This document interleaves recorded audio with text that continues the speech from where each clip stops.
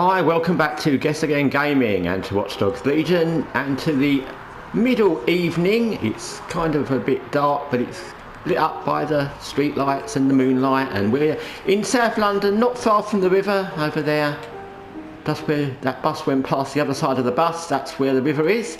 Anyway, today's video, what's it about? It's about Ubisoft and Assassin's Creed Shadows. I've made videos about this before, but there's more news. I remember making a video when they actually delayed Shadows and wondering why, and I was thinking, what are they thinking they're going to manage to change in the space of 4 months? And the answer is, well, what they've changed apparently is they've rebranded the promotional advertising to remove the character that was originally kind of the main promo character, Yasuke, Yasuke, I'm not sure if I'm saying that right, but anyway, the black guy, and they've completely rebranded how they're promoting the game, and I've seen some of it, and it's without him there. If he is there, he's kind of in the background, and the other character, Noe, is the one that they're focusing on, which is obvious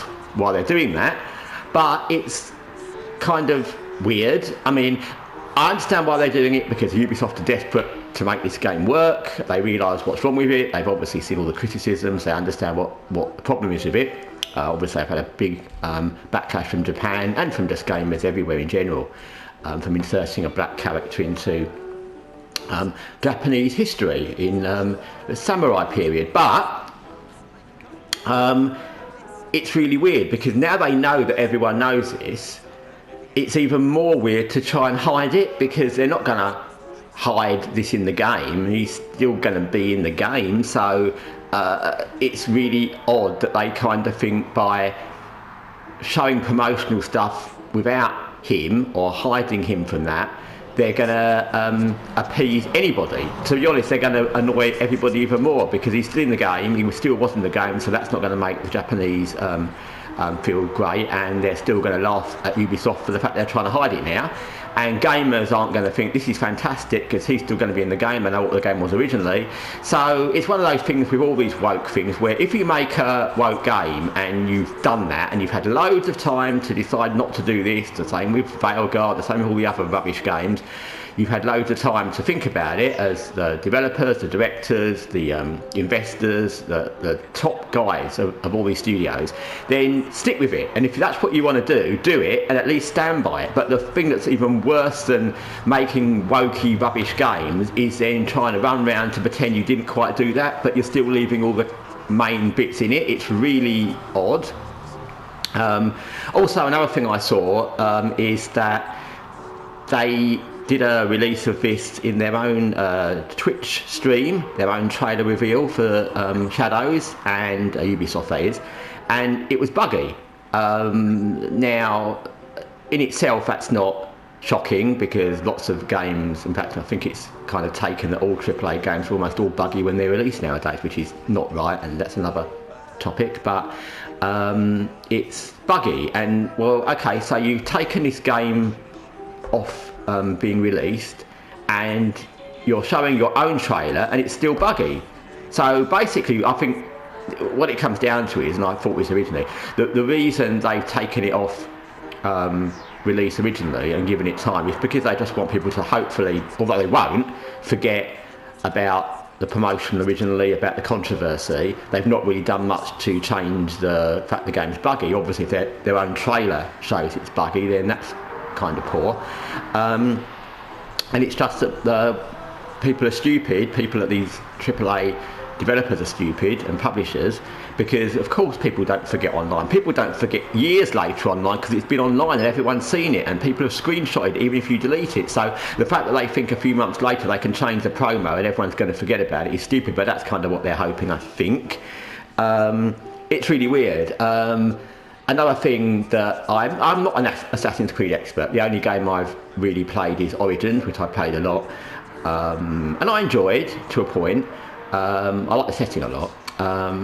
So I'm not an expert on Assassin's Creed, but I understand from just knowledge of Assassin's Creed games and playing Origins that there's usually a main character like Bayek in Origins, and Yeah, I think it's strange. I thought it was strange when I first saw the Shadows thing that it was two main characters. That seems a bit odd, because why would you split abilities between two different people, and why would you want two different people, and why would you want to switch between two different people? It's a bit strange. So I think it was odd in the beginning. I wondered originally whether it was to do with the fact that one was obviously Yasuke, so he's like black, and they knew that might not go down well, so they put in somebody else who wasn't as a kind of alternative to kind of appease people, but still that's weird. So yeah, that's another weird part of the game. And to be honest, I think that it's like all these woke games, Veilguard we'll use as an example, but there were many others.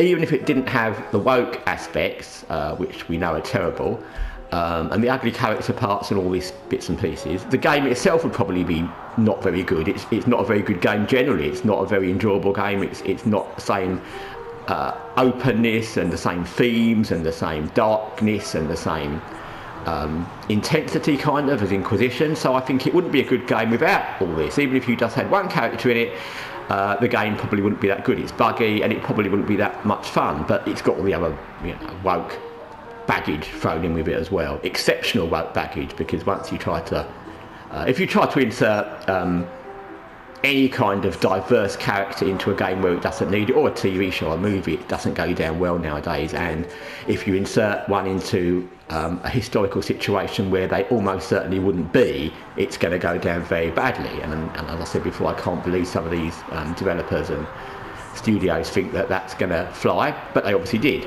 So yeah, I think it's going to be a not well received game. It already hasn't been well received, and I think the fact that they've doubled down and doubled back on what they've done and tried to kind of hide it is actually even more ridiculous than what they did in the first place. If you're going to make it, then make it and just release it and go, well, this is what we thought was a good game, so they're not going to make any friends by then trying to hide what they've done and pretend, because that's worse. So anyway, that's Assassin's Creed Shadows. It's another one of those, like the Veilguard, where it's all disappointing, it's all a bit sad, it's woke, it's diversity gone mad, it's AAA studios and publishers and developers gone mad, and the fact that they get to this point in a, again, like with the Veilguard, in a main series of games that should have been a big success, and they didn't need to do much to make another success because Assassin's Creed is a hugely successful series. Veilguard would have followed Dragon Age and been very successful had it been done well, and then they suddenly realise that they've messed it up, and they've messed it up massively, not just a little bit. And it's like, you didn't need to do, these aren't new games like Concord or